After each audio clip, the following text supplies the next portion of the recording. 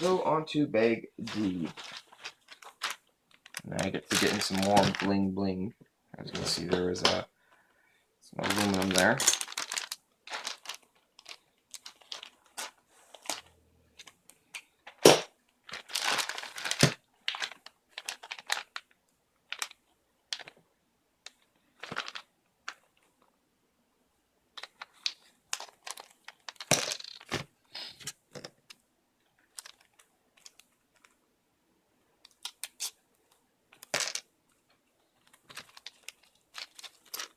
You'll notice some things on this kit. Everything on this kit is just big.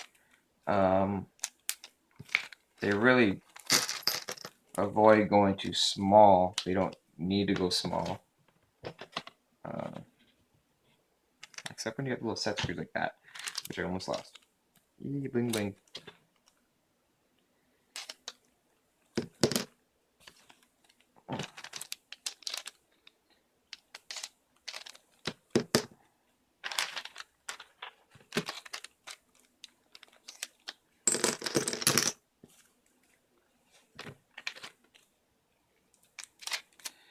As you can see, there's going to be a lot of work in this stuff. I'm going to leave the CVDs alone for now.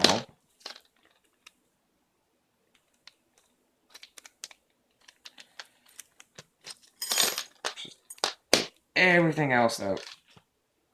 Just why not? So everything you see, I just dumped out. That is just for the rear. That's just the rear end. So we're going to be needing this. We've been doing the front first. Now it's just weird jumping to the rear. Okay. Anyways.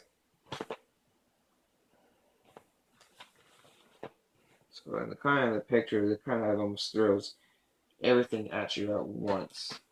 We'll make our way through it. So we're going to start off with this piece here. This is our front. In the front, it's a nice aluminum piece. I actually saw lightened out and rigid out.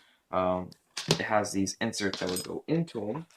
The one problem that I didn't like about the manual is it doesn't tell you which insert it is. So like you kind of have to guess. But what I just discovered is actually it does include a factory setup, which is in the very back. And it would have been nice to have noticed that beforehand. But there's the factory setup it says to do. So with going to the rear,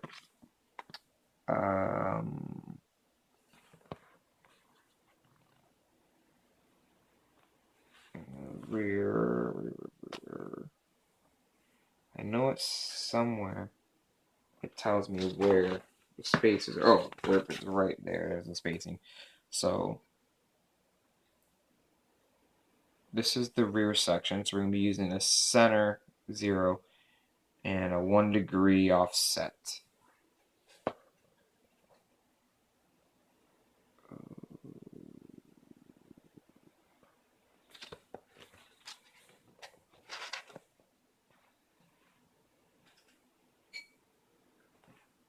So the rear is going to be 3.5 degrees toe out, it seems. Okay, wow.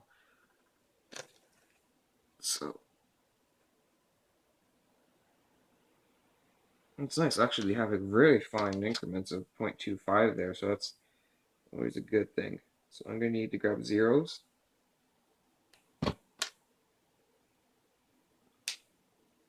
Zero and 0. And there is little nubs I'm going to have to file off, so I'm going to take care of that right now.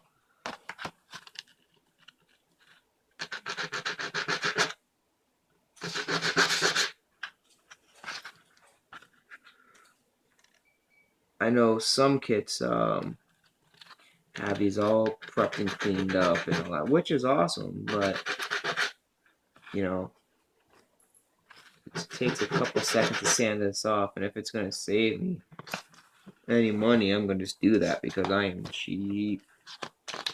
There's the front, and I'm going to get the rears ready while I'm at it, or the rear part of it. So.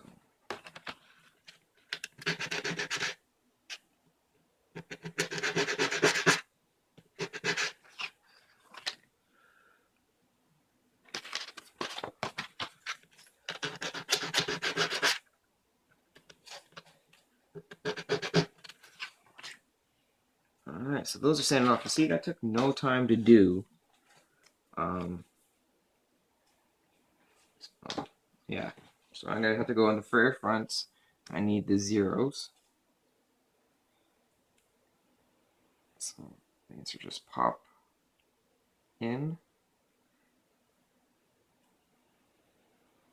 There we go. So they sit flush. So if they're not sitting flush, you got to push them in more. Just a little tip. Well. And the rear, we are going to the widest insert, so we need to go a 1 wide, I believe.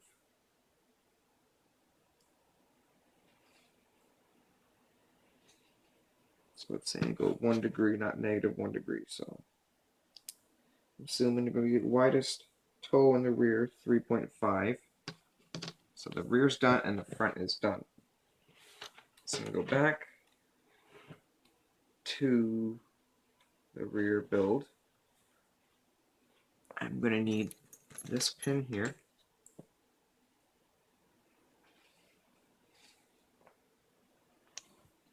One of these plastic spacers.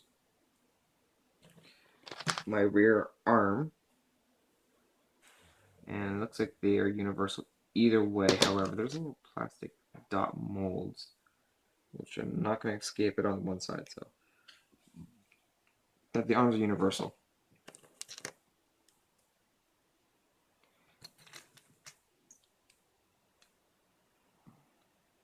A little bolt burr from mold. It's going to bug me to get it with his hand.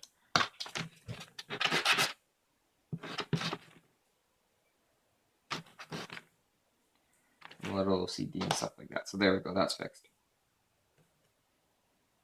I'll do it to all of them because it's going to bug me that I didn't take off the other burrs.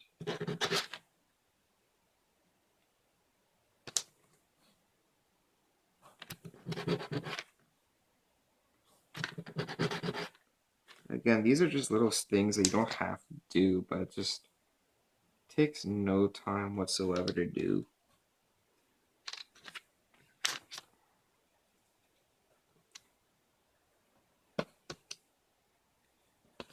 And it's nothing at all you can fault something for, because again, a lot of companies just have a parts tree that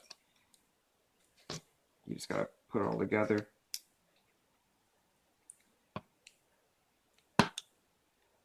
This toe is, wow, that is a big stretch. Okay, so that is a crazy amount of toe angle stuff that pins you're dealing with. I'd rather if it had been adjustable. I know it's more money. Give you more money, but if this was adjustable, okay. So this now affects my width or wheelbase. So those are together. So if I grab the rear diff,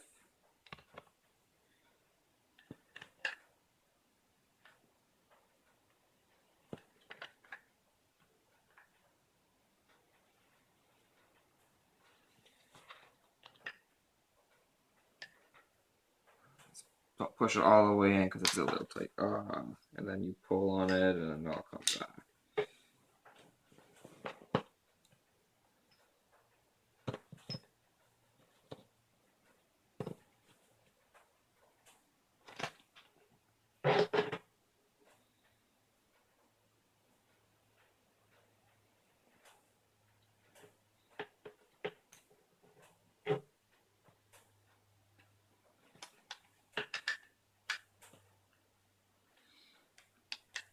Alright, so where we need that fill up I was talking about earlier, which I just put the back on upside down. Great.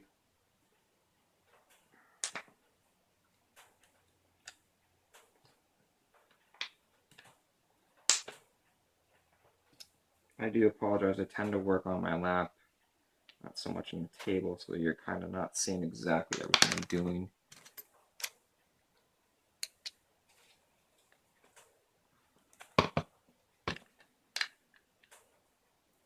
Here's these coarse Phillips heads I was talking about earlier that I wasn't too keen on. But again, they're nice and coarse. That's where you need the Phillips. So I'll grab my Phillips.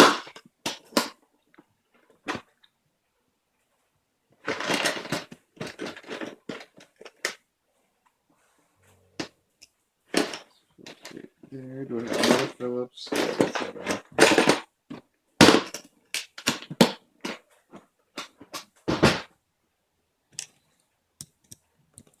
So I make sure that it fits that screw nice. You don't want one that's loose because you're gonna just strip the head of the screw, and then you're gonna be making a trip to a hardware store for those. Now, these ones I wouldn't worry too much about putting oil on because it's just so coarse.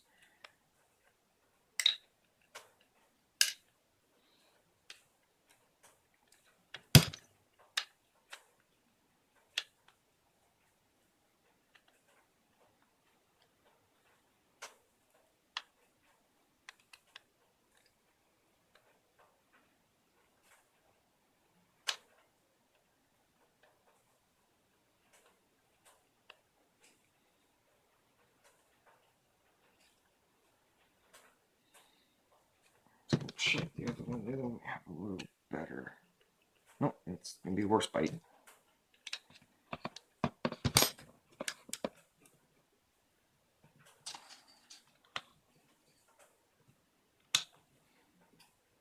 Okay.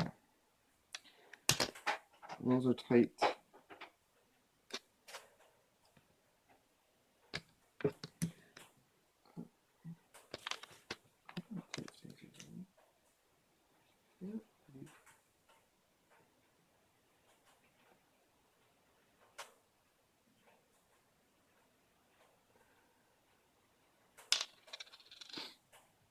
Okay, so I got those. There's gonna be these two long bolts that will go all the way through.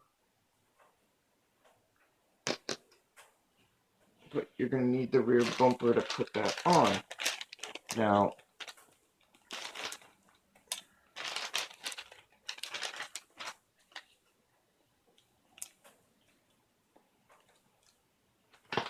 here are my bumper pieces. Let's just try to get everything else. Anything else out of the way? No. Okay.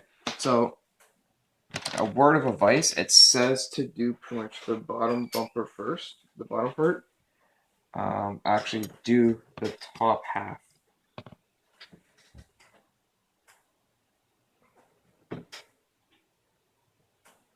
Do the top half first.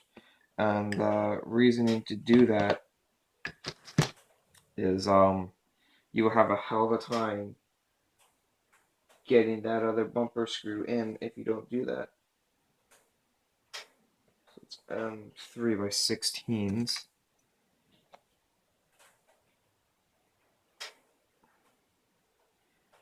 So you're going to want to do the upper half of the bumper first, followed by the bottom half. Trust me, you'll thank me for that.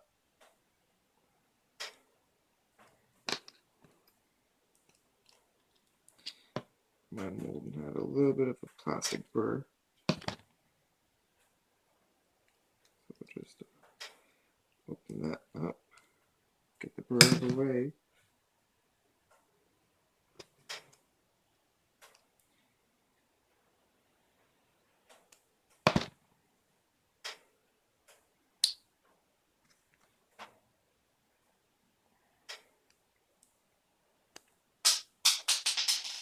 Oh, yay.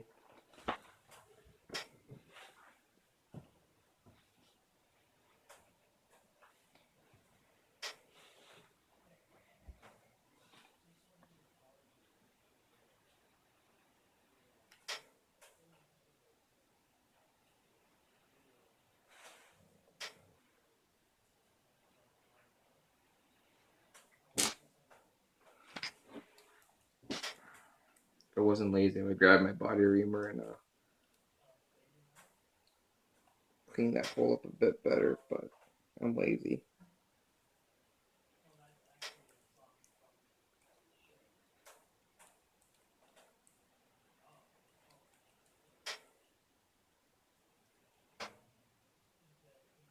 So this is going to be an area where people will run into some difficulty. I know I will. And this is a design that I would just have to fault Intech on for that. Sorry, Intech, but I'm just being honest. Because I would rather be do an honest review than watch an honest review than something that wasn't.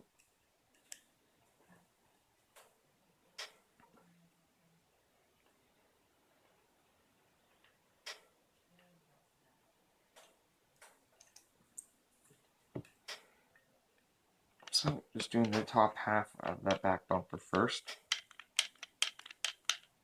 You're going to have some trouble when you get to the end because, as you can see, I'm angled. It's not going to be easy to tighten those two screws down when it's going to want to push itself back down.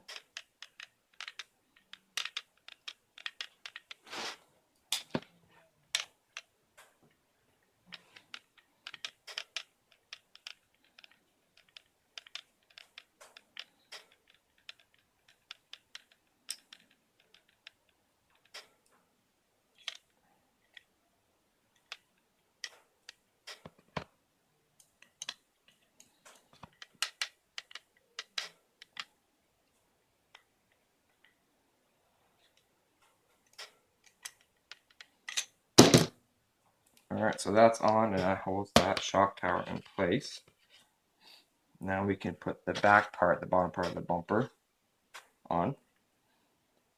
So it's going to be using these long 45mm bolts with a 2.5mm head. I'm just going to drop a little bit of that oil on so it just helps to cut its way through that plastic.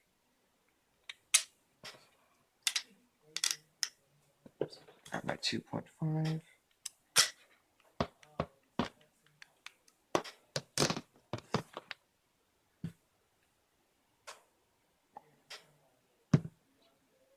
Pull off the dog hair.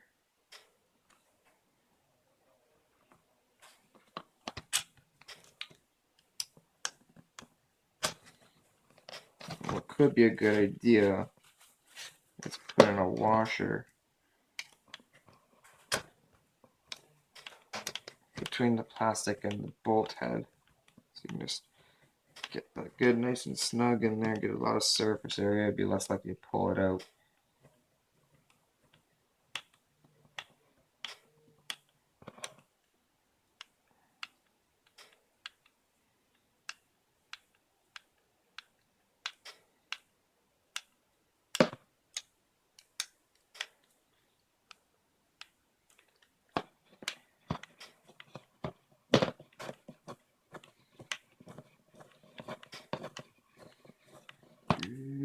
I really wish I had an electric drill.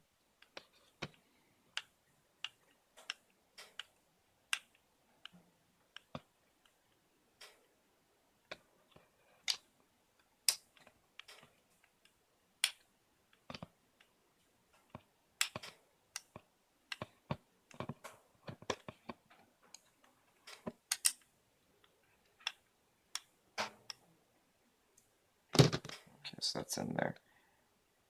I'm not crazy about that gap play in there. I know when you're going to go to a lesser degree, you have more of a gap, so you're going to have to probably pick up some shims for that. But no binding, which is always a great thing.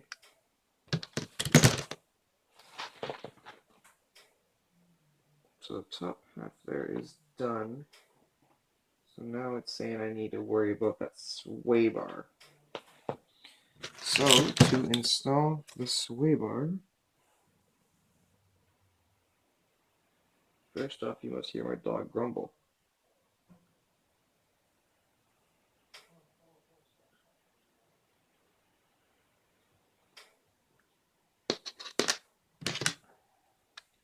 So the back does not ride on any bearings, the sway bar. I don't know if any short course truck or 1/8 scale does. I'm thinking about my turn card stuff. That's what I got thinking on. going to be 3 times 25.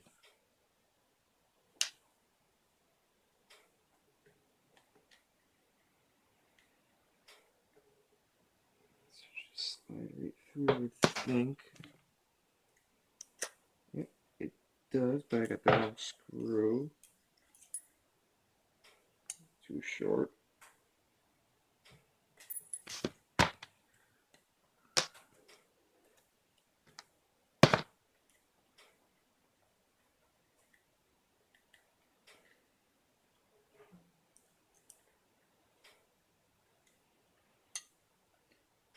Gee, what bolt is it?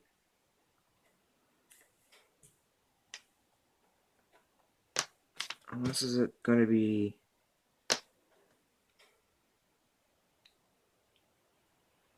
It's only one hex.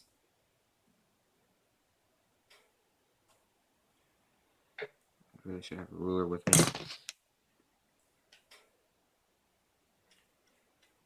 That just makes it through. So it seems that the...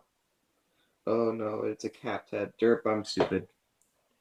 I was right, I was wrong. It looks like it's going to be on nylon locking nuts. Is there...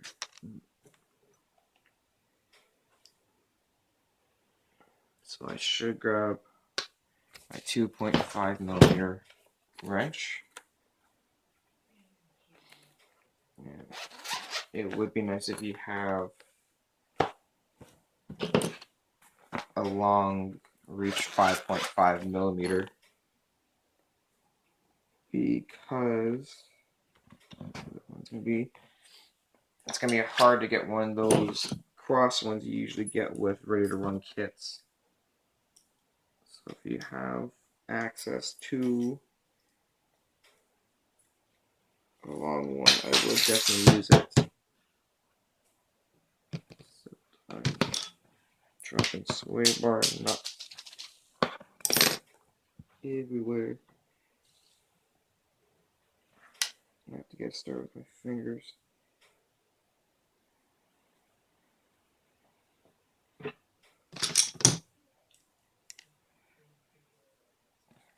Started.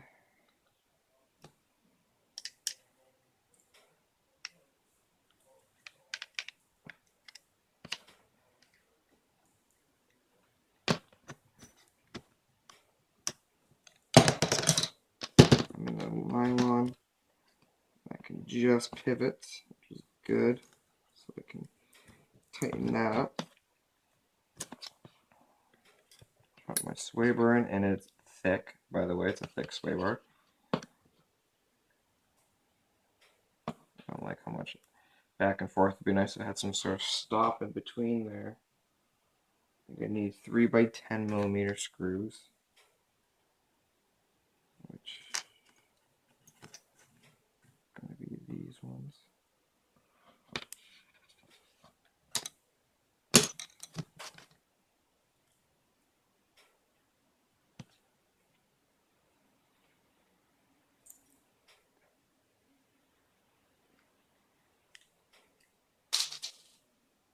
Nope, I almost screwed that up. I'm going to drop that screw. Damn it.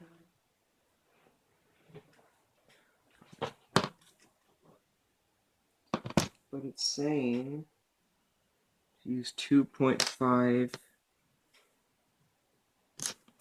times 10. So I'll do the 2.5 times 10.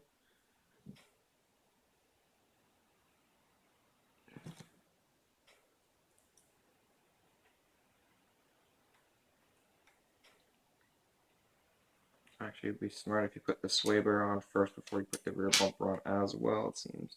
Yeah, but it's not too much of a hassle.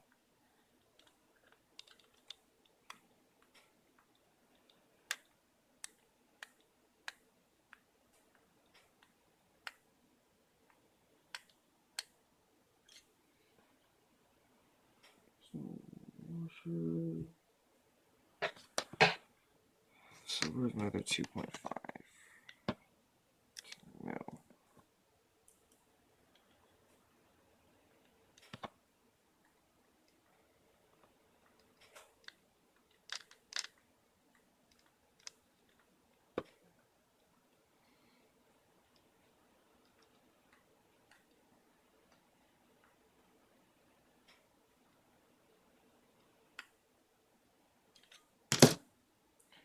those two are in.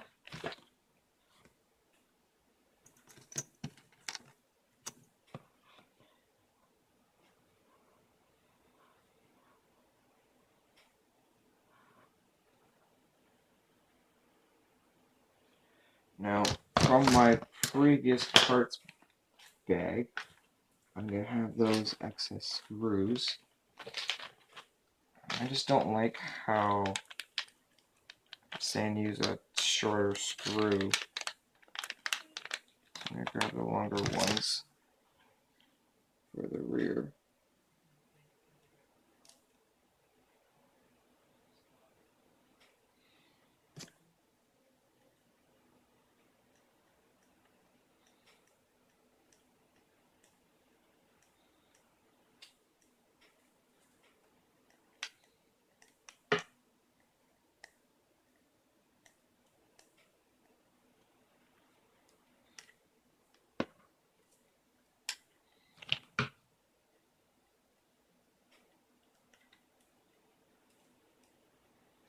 Might be a good idea to switch out to something that's a little coarser here. So if the back bumper catches anything, it might pull the thread.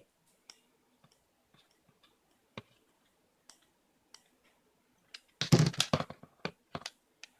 that back bumper's on.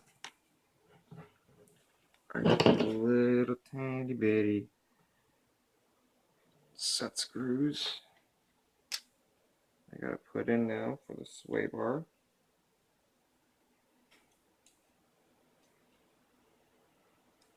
Doesn't seem like there's gonna be much of an easy access for it.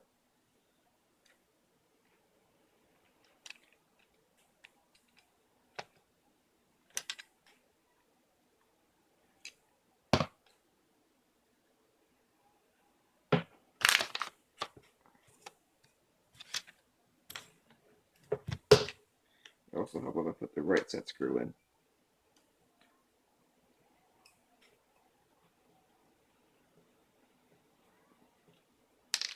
So I used a 5mm.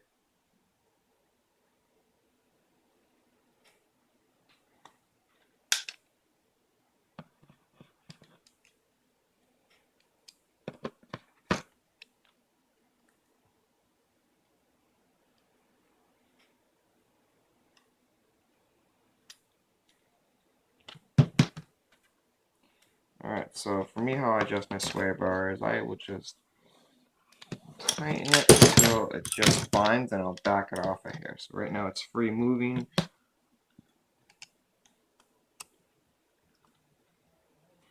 There's some binding.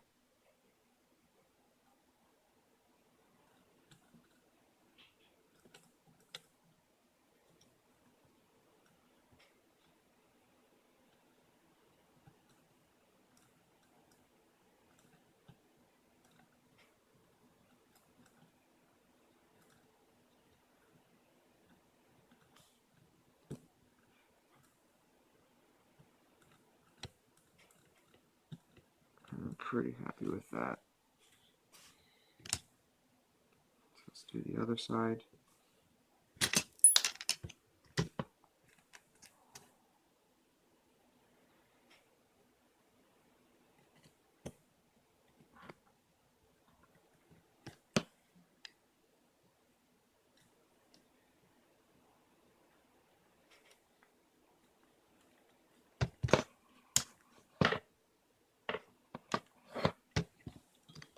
So right now free moving.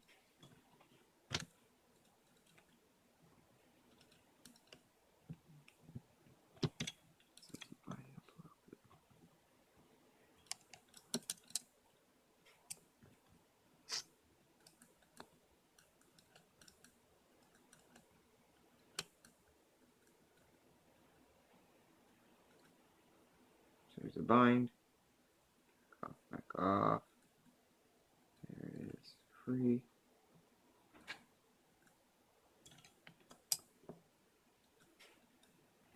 There we go. Sway bar moves pretty free now.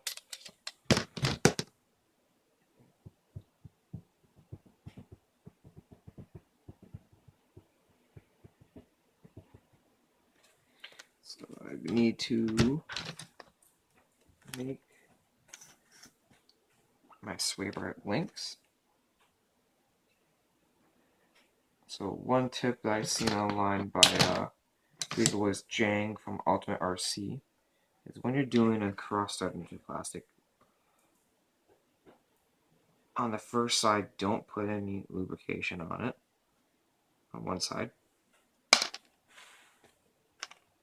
And then the other side you put lubrication on. So the one side spins a lot easier.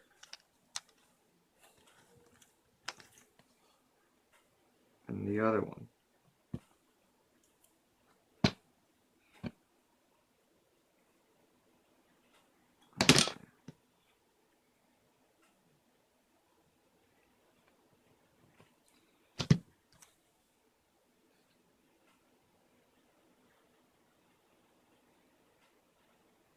Back off that thread a bit because I just don't feel I have enough there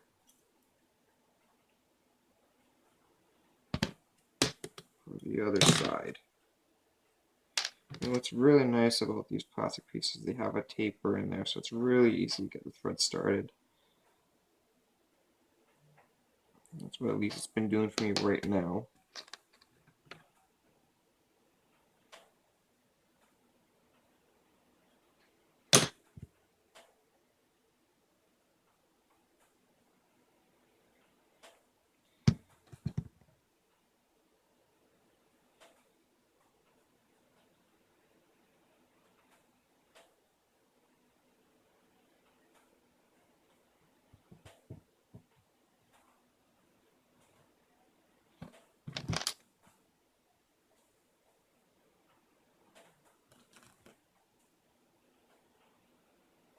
These ball links.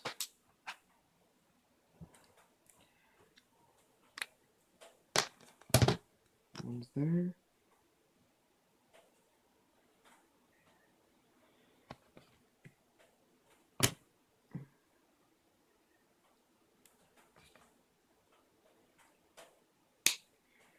There. And the sway bar ball link. What I'll use is the one wrench. I'm so bad at it.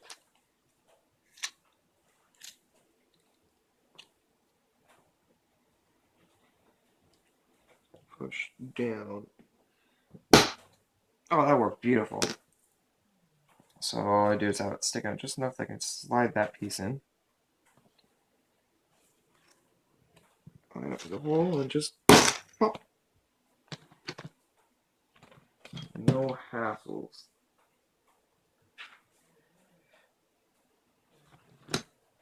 Okay, so following where the sway bar links go, those parts will sit in there.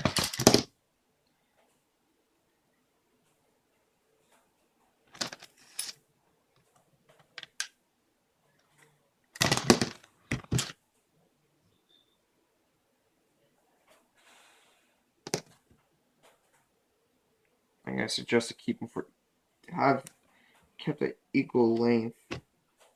Try keeping it straight to see if that works. And nope. So one side's gonna be turned one way, and it sucks because the other side's gonna be backed off the other way. So one side is tightened while the other side's backed off. So I'm not great about that because I'm obviously enticing it to be an offset height for my sway bars. And while I'm at it, let's get the set screws in.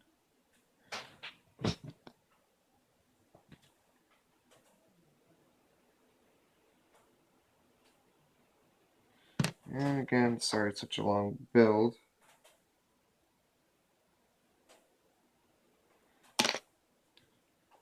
But I'm new to it just like anyone else.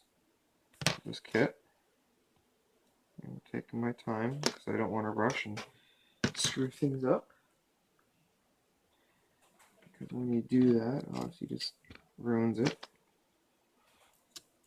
So there's 2 holes, and will it show me? It's the outer hole. I need to use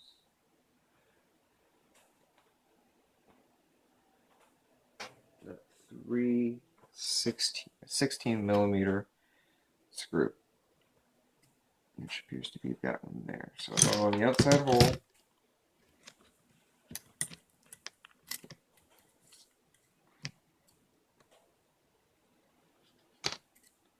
Wrong side, it looks like.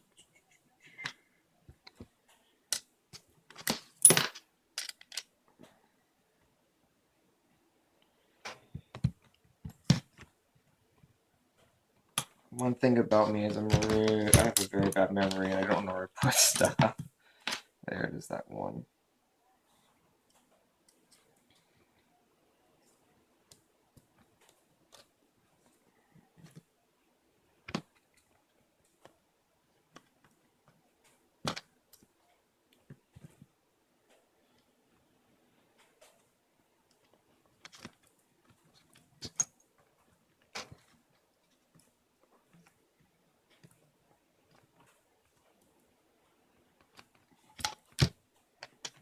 Overall, still happy with the fit and finish. Just not crazy about how the arms were, and the back bumper could use a little design change. Longer thread screws should be used there in the back if you want to keep that bumper together.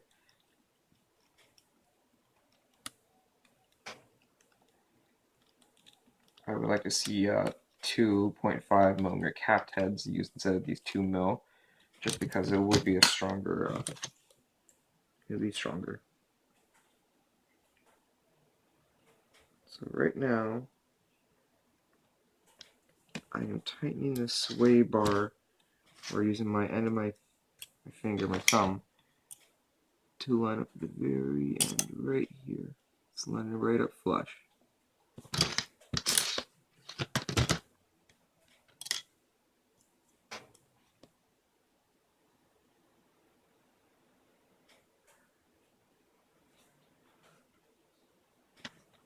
And that's it.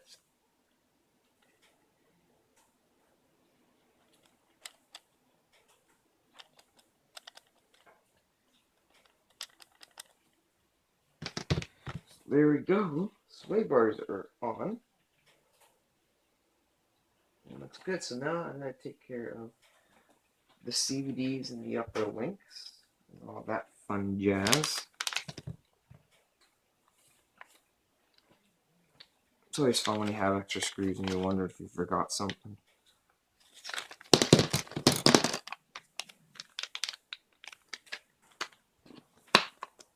So I've got massive oversized bearings, like freaking massive.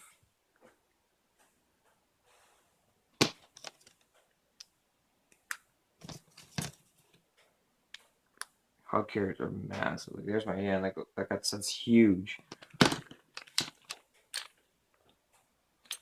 So I'm gonna go with the CVD now.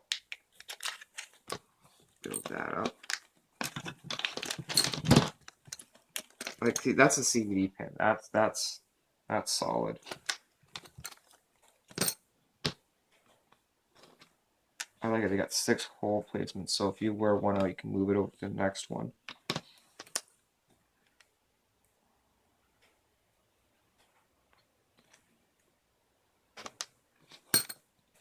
Get some grease in there.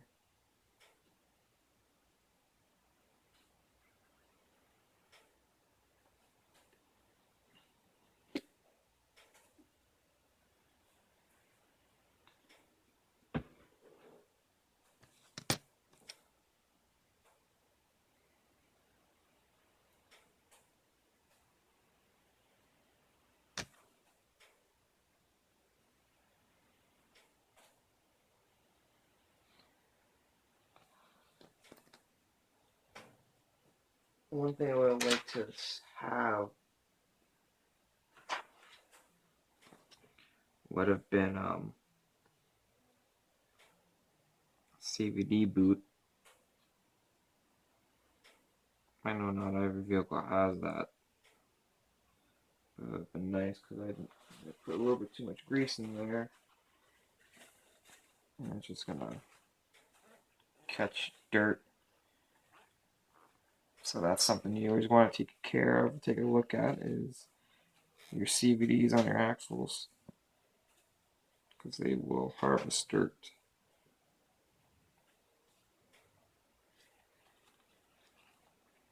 So I'm just going to take off the excess.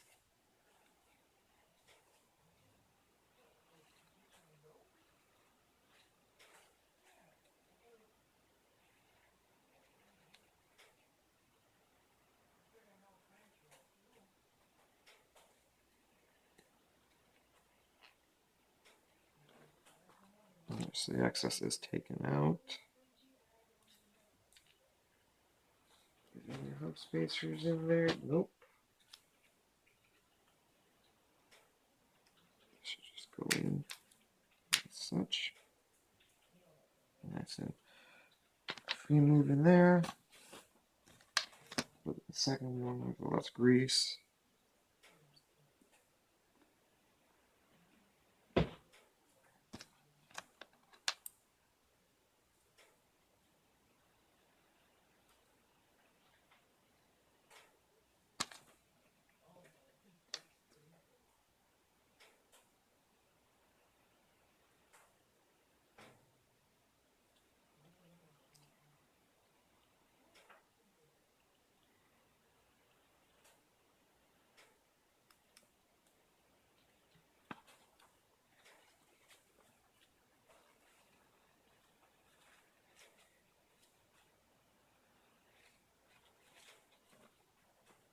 So extra grease is pulled out from the axle end.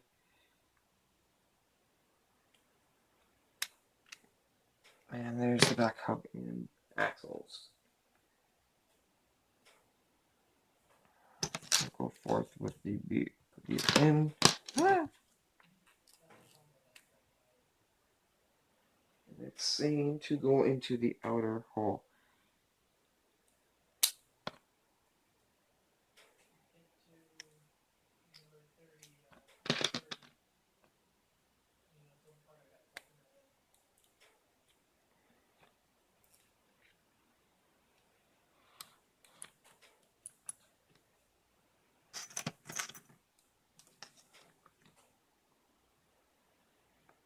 Got some nice hardened solid rear arms. Manual says 1 spacer per side, and that's what I'll just do.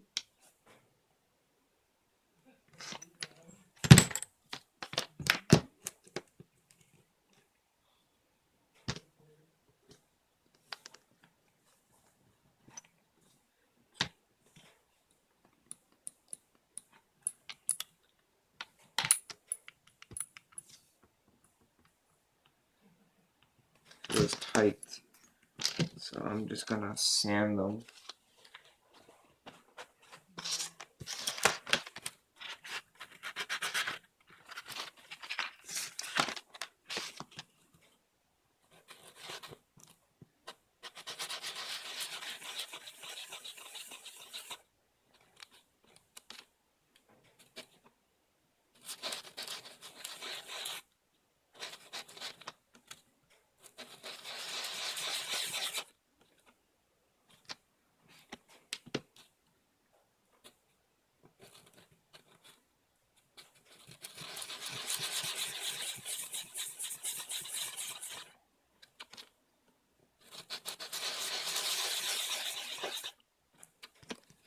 So I just gave those a sanding just so they won't be so tight binding.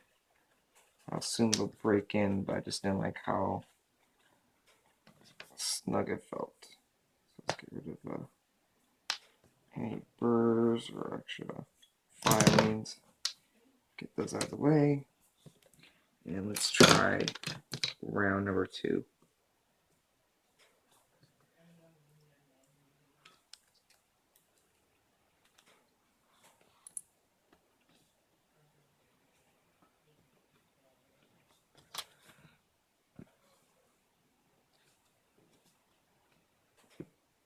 still tight, but it feels like it went in a little easier.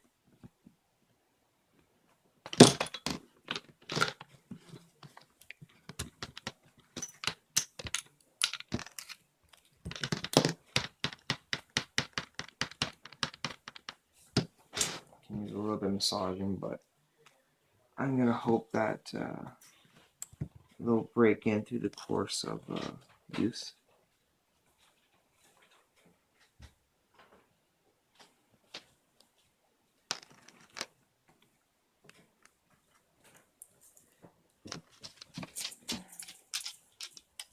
Is this a kit?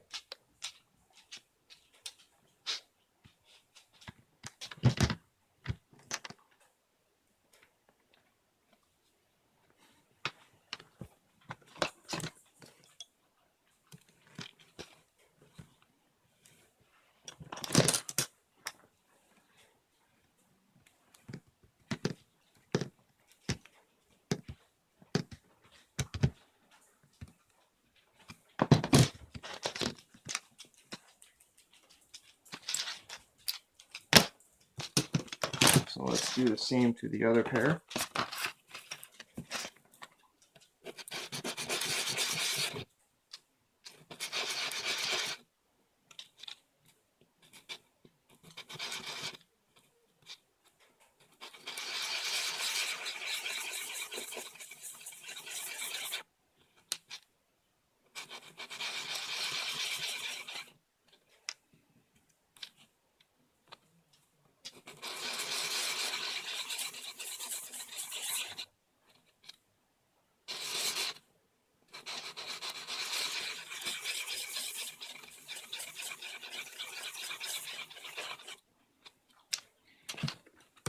So just give those parts of sand.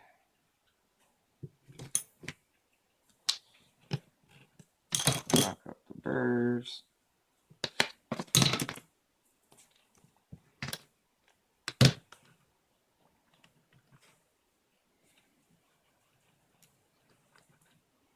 Everything on this truck is just big. Big axle pins, big hubs.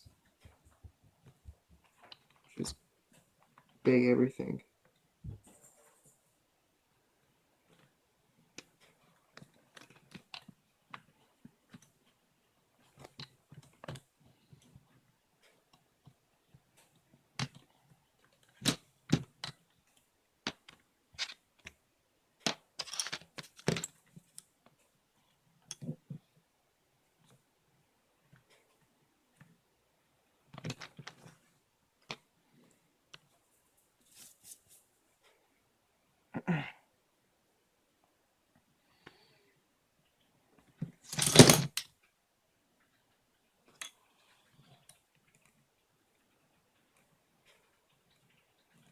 And yes, I know I should be using a hex wrench, but I'm lazy to grab it.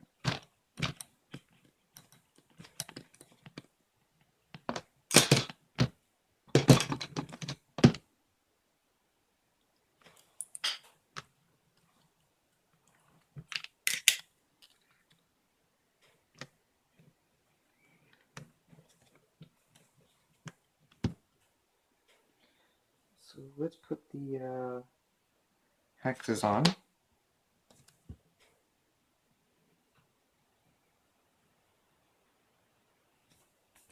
Now the hexes are aluminum, and they're actually thicker than the average normal hex.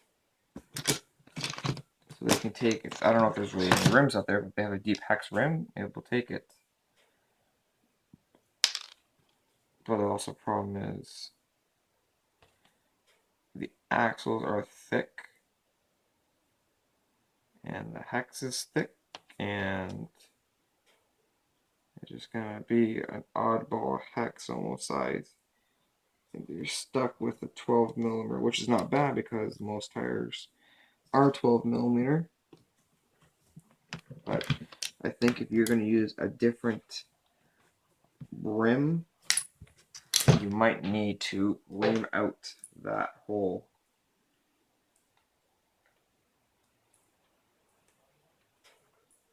So let's just try to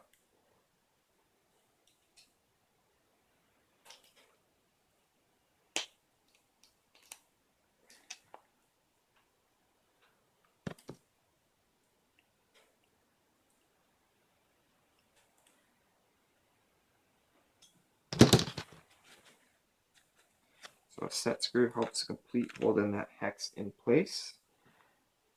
So there's the one arm on.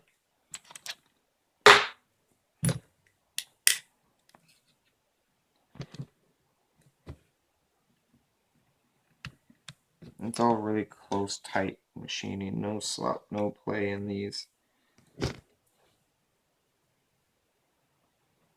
It's like line on line, it seems. This whole kit's been more or less, except for those arms. That gap's a little bugging me. So we'll do something to fix that.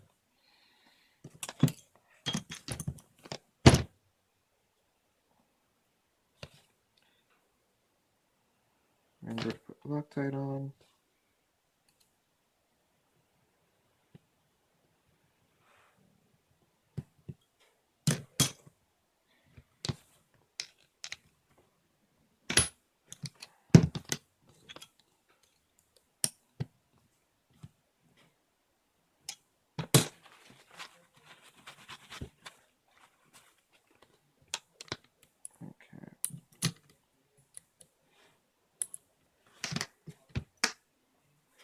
Axles are on. So now I need to make the upper links.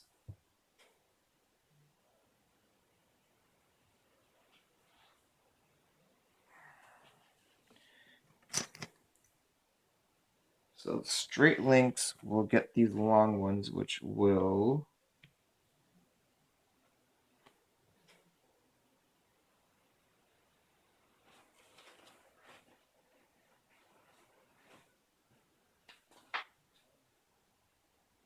okay, the long ones sit in there. Well, I should say the long ones, but the straight ones, straight links get these. So I might not be having fun popping these in. This tool, that wrench might make my life easy. So we're going to borrow that trick we're doing, but just having that stick out, just enough to guide it.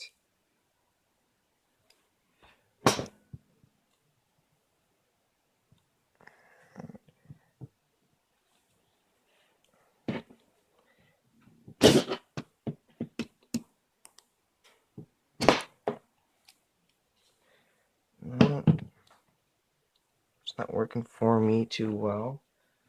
I need something with a more stable base.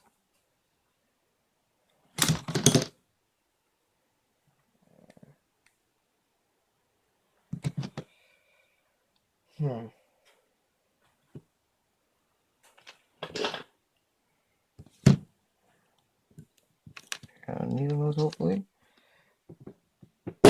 Yep. Pair of needle nose does that trick. So make sure you're putting it on the right ones.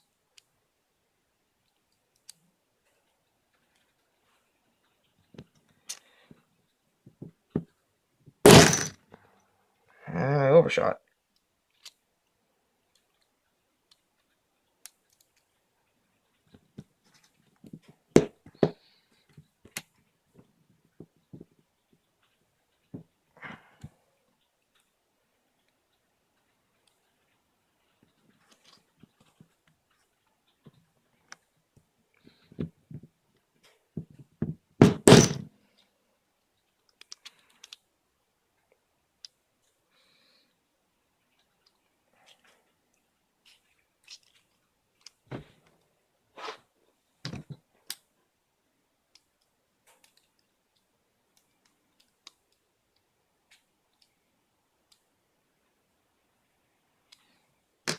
Okay, those are on. These should be a lot easier to pop in. Just give it a squeeze.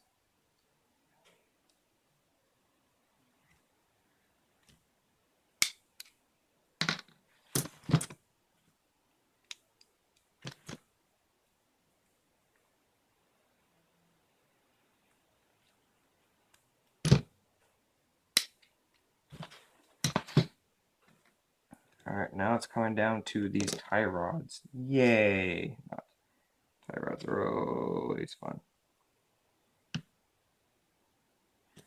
Oh, that's cool. It says right, right.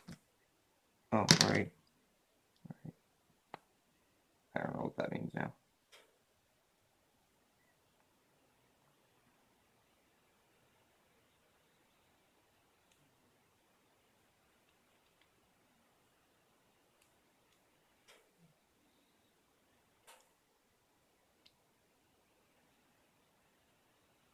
Now, I can't think of any good tricks to do the tie rods, but you gotta thread them on and good. It's gonna take me a while, so I'll stop it here.